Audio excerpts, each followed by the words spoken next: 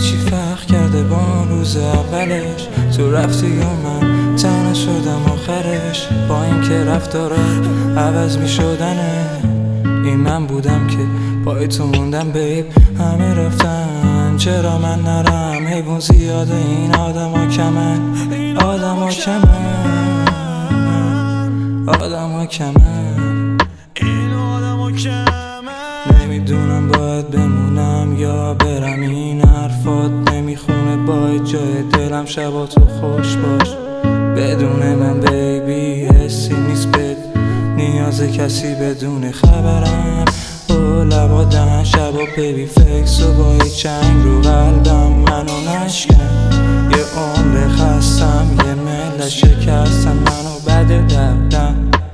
رفتی و مدو نگاه کردم بعد تو نیستم اون آدم قبلم، اون آدم قبلم، اون آدم قبلا. گاهی وقتا به حس حالم خندیدی، گاهی وقتا ببینی که دیگه داری رد میدی. سختی پشت سختی هرکی هم به هرکی، چه داستان بعدیه.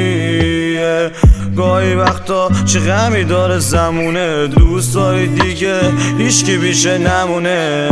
گاهی وقتا کی بیشمه این سیگار هر روز میکشم، تو نیستی ببینی من دارم چیا میکشم. گاهی وقتا بودیم تک و تنها، میگفتم اون لباسای لعنتی تو درار. گاهی وقتا لب ساحل قرار بپریم تو آب یا که بکنیم ما فرار. گاهی وقتا میکنم سیگار روشن اینقدر میکشم دودش توی ریام پرشن. گاهی وقتا بهم گفتی بودم نشه، ولی کاری میکنم موزیکام توی ایران پخشه،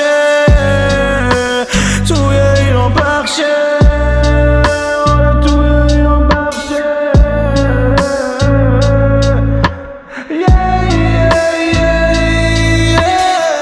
گاهی وقتا به سالم خندیدی، گاهی وقتا ببینی که دیگه داری رد میدی. سختی پشت سختی هرکی هم به هرکی، چه داستان بدی.